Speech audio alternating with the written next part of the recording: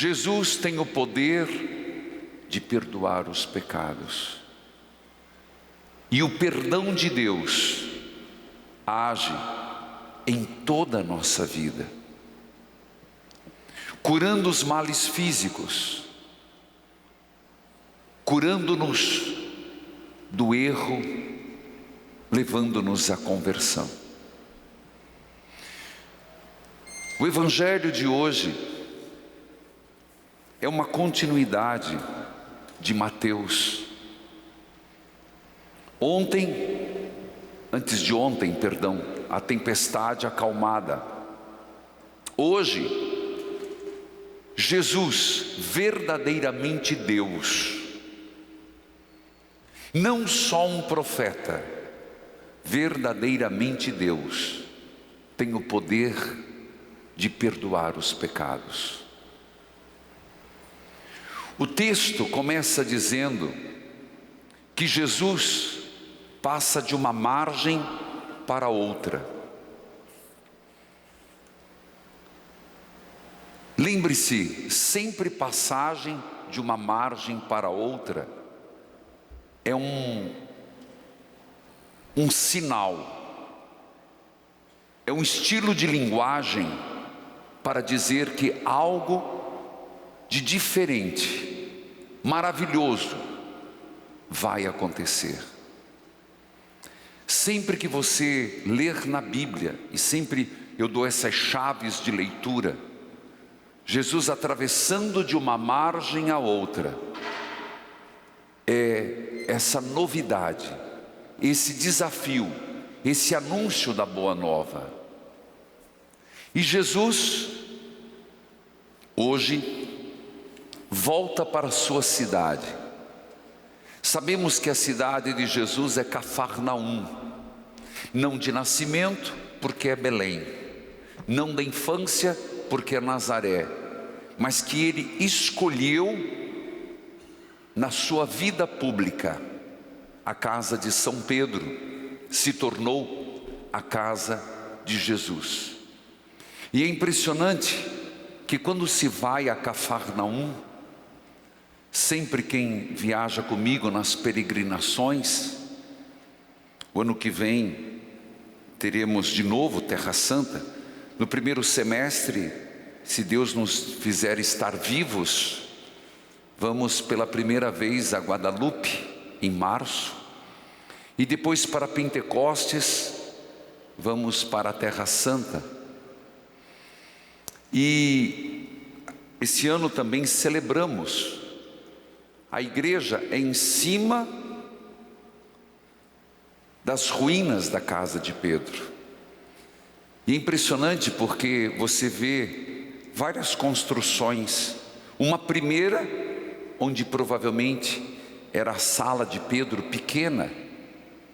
E depois, acredita-se que em virtude da frequência de pessoas, foi ampliada, depois uma igreja, depois outra igreja e depois outra igreja, exatamente confirmando, corroborando a Domus Ecclesia, a casa, igreja casa. Jesus escolhe esta casa para nela ensinar, para curar. Cafarnaum, lugar de um número considerável de milagres. Por isso nosso Senhor vai dizer: ai de ti, Cafarnaum, que se outras cidades tivessem visto tantas maravilhas, teriam se convertido. Eu diria o que o Senhor diria para nós, né? Ai de ti, Padre, eu te mostrei tanto, você não se santifica. Ai de ti, fulano, quantas coisas e chances eu te dei, quantas coisas você viu, quantas maravilhas você presenciou, quantos sinais chegaram até a tua vida e não muda. É a mesma coisa. Mas Deus não desiste, Deus não descansa, e E Deus confia na nossa conversão. Mas hoje, o texto de Mateus nos fala que em Cafarnaum levaram um paralítico. E interessante que Mateus nos fala, o cobrador de impostos, que Jesus viu que eles tinham fé. Não diz a quantidade da fé, apesar que Jesus disse que basta ter fé do tamanho de um grão de mostarda. É comparativo, mas para dizer, meus irmãos, como é pouca a nossa fé. Jesus olha para aquelas pessoas. Mateus não conta os detalhes. Outro evangelista contou que eles chegaram, tinha muita gente. Mateus não conta esse detalhe, mas nós sabemos por outro texto. Eles descobrem a casa e descem 4 pessoas, o paralítico. O que é de nos perguntarmos: cadê a nossa fé? Cadê a nossa fé? É isso que Jesus pede, é isso que o Senhor espera: fé. E exatamente esta fé, ela tem que ser alimentada. E se de repente você vai dizer: eu não tenho fé, como que eu aumento, padre? Eu vou dizer uma coisa muito simples: peça. Comece pelo beabá. Senhor, aumenta minha fé. Senhor, confirma minha fé. A gente reza muito pouco isso. As nossas orações estão sempre voltadas para os problemas, e são bastante. Volto a dizer, hoje me senti tão compadecido com 2 histórias tão difíceis. No rádio, se você perdeu, 2 horas da tarde vai estar no YouTube, tem reprise à noite.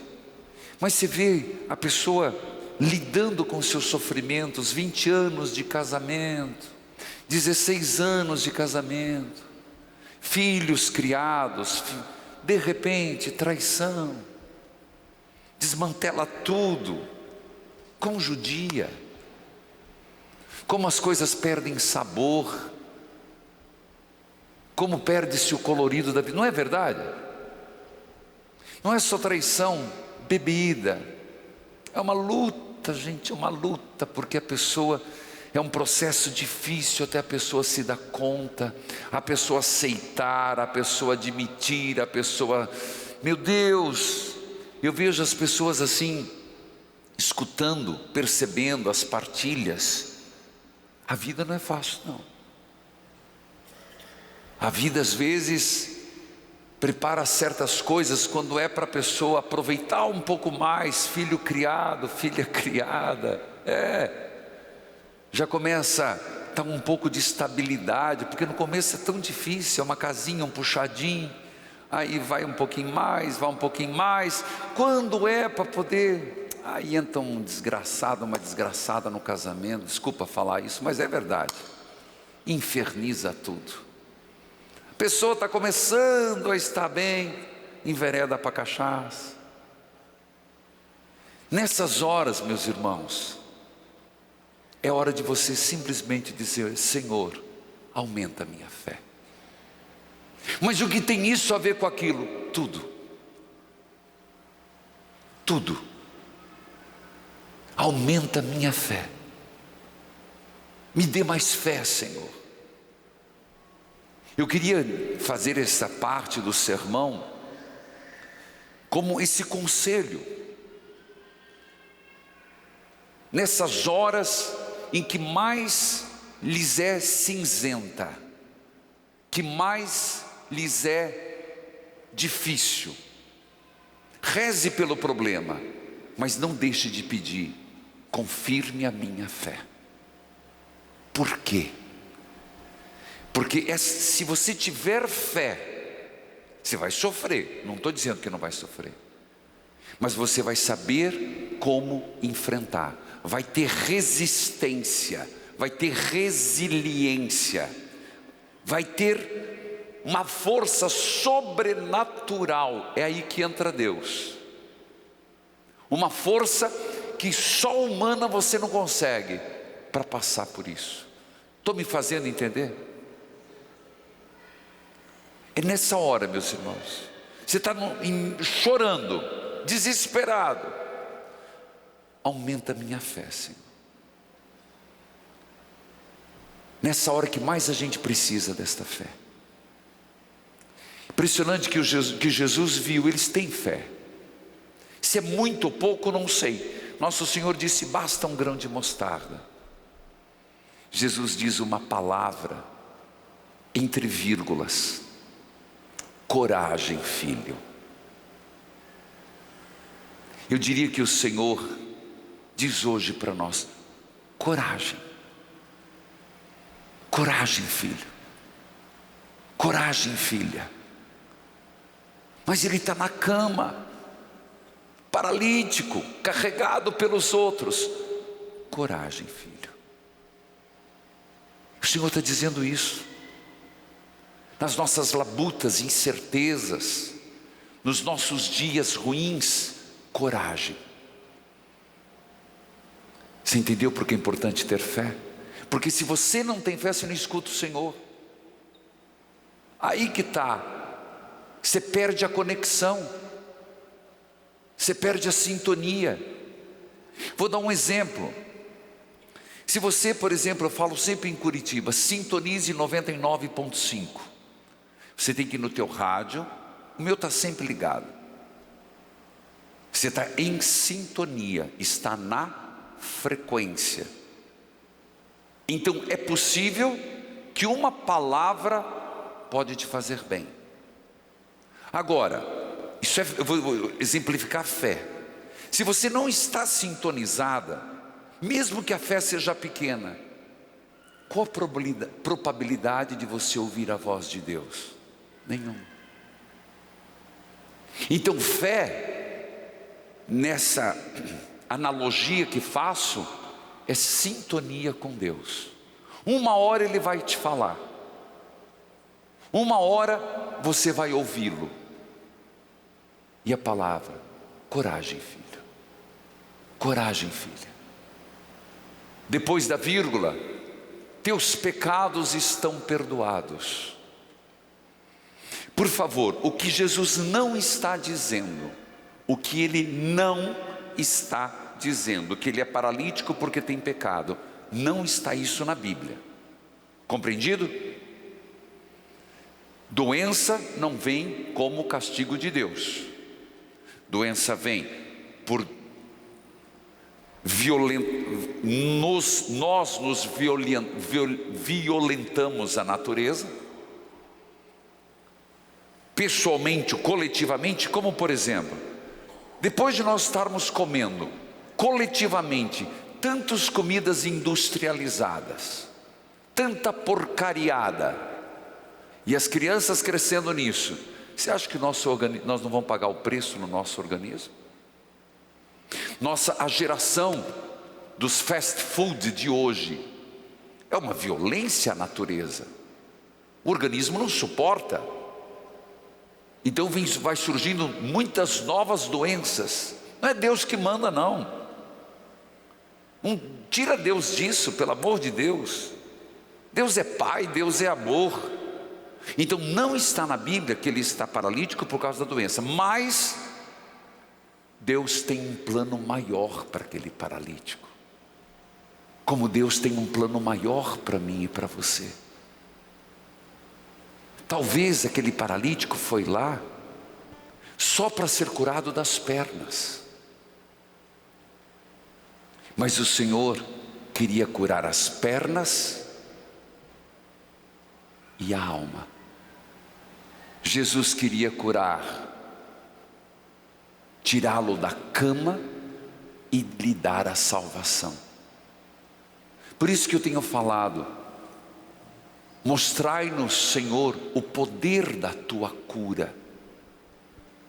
Quando eu estou insistindo nisso, e não por acaso o livro escrito, O Poder da Cura, falando de olhos, falando da cura de vários aspectos de nossa vida, dos pés, das mãos, do pensamento, é porque só Deus sabe o quanto nós estamos enfermos, o quanto nós estamos doentes. Às vezes o problema não é só a perna não, filho. Às vezes não é só o olho não, tem muito mais que está em jogo. E Deus sabe o que às vezes está em jogo. Então mostrai-nos, Senhor, por completo o poder da cura. Como por exemplo, se a gente reza por uma pessoa se libertar do alcoolismo, a gente reza que essa pessoa aceite, que essa pessoa aceite, que essa pessoa aceite. Deus sabe onde essa raiz está. Por isso Ele diz: coragem, filho. O Senhor está dizendo para você: coragem, gratuitamente. Os teus pecados estão perdoados. O problema é que eles pensaram: esse homem está sendo blasfemo. Por quê?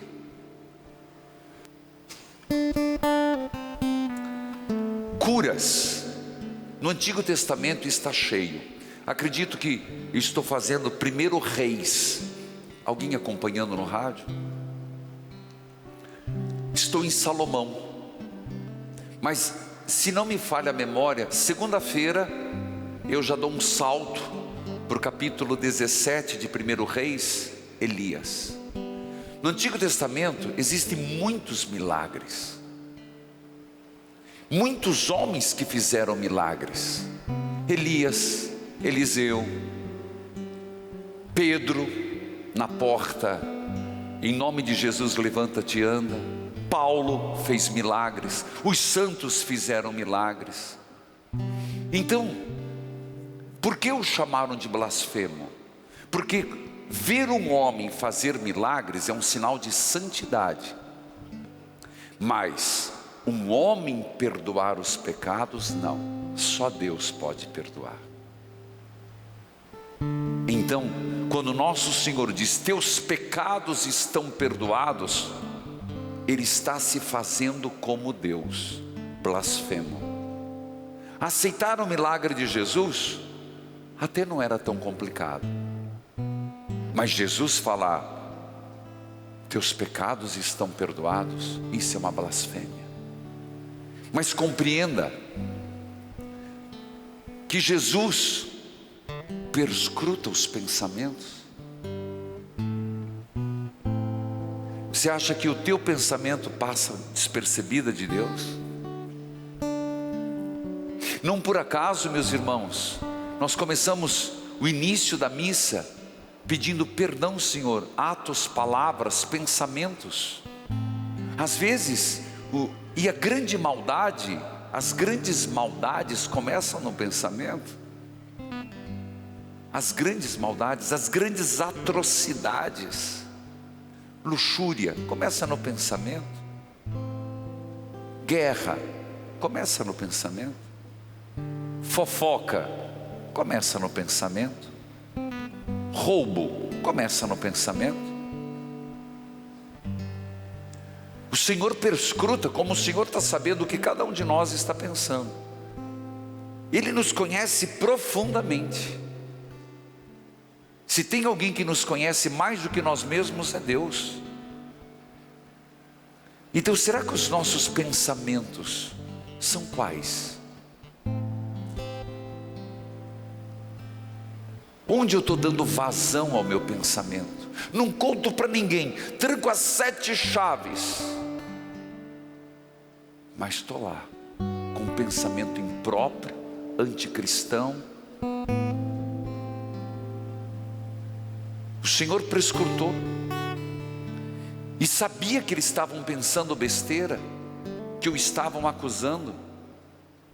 Mas Jesus não se deixou. Ele disse: para que saibais que o Filho do Homem tem o poder de perdoar os pecados, ele não disse, ele disse: o Filho do Homem, eu sou o Messias, eu curo a doença e salvo a pessoa.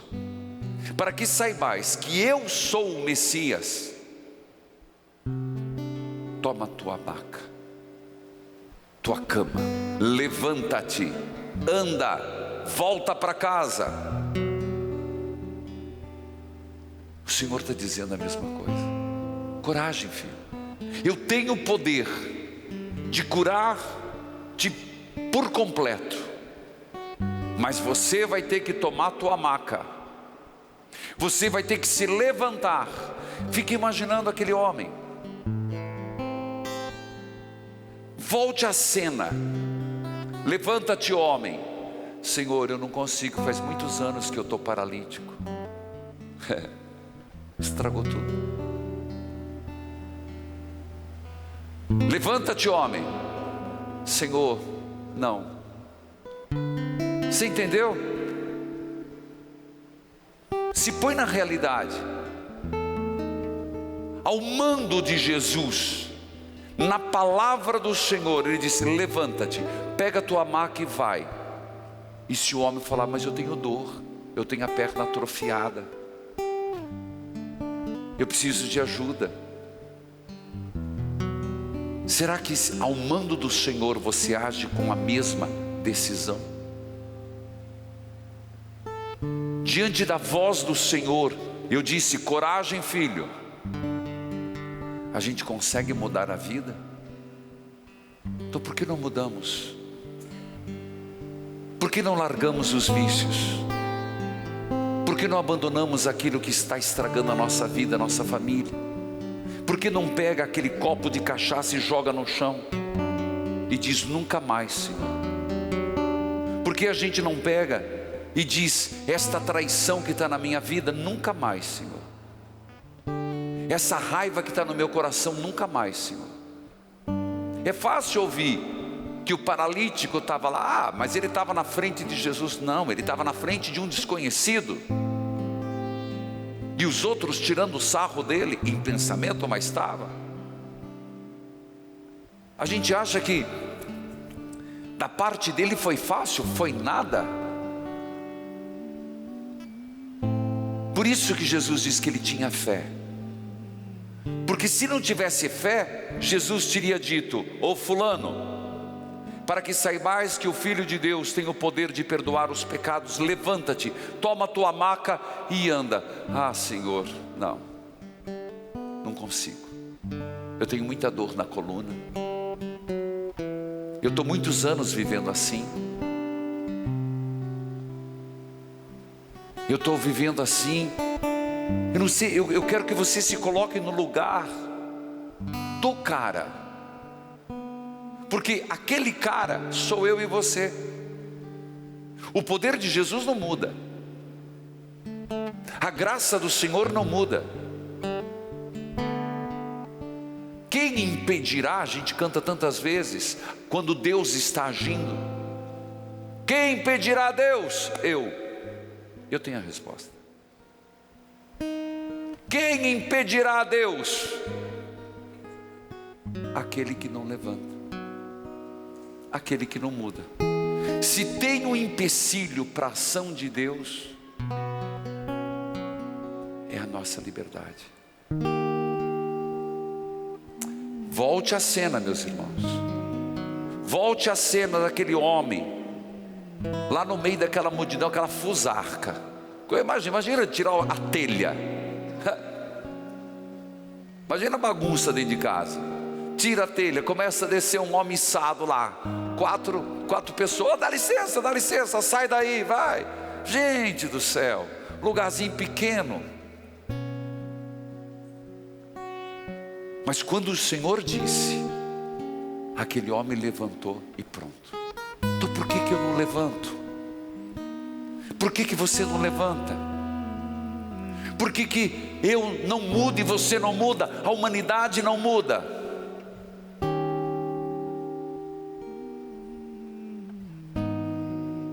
Aquele homem tinha fé.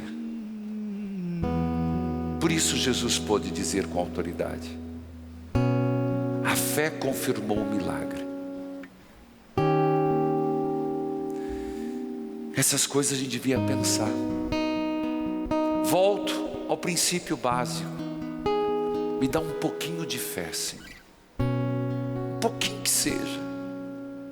Porque quando eu ouvir tua palavra, eu vou mudar. Eu vou mudar. E aquele homem, levanta-te, pega a tua maca, pega a tua cama. Olha o que ele disse, ele nem disse para os 4. Pega a tua cama e volta para a tua casa. Peçamos a Deus essa disposição. Peçamos a Deus essa graça. Peçamos a Deus ouvir esta voz do Senhor. Agindo Deus, quem impedirá? O paralítico então se levantou e foi para casa. Que isso aconteça com nossas vidas. Não só curado das pernas, mas salvo.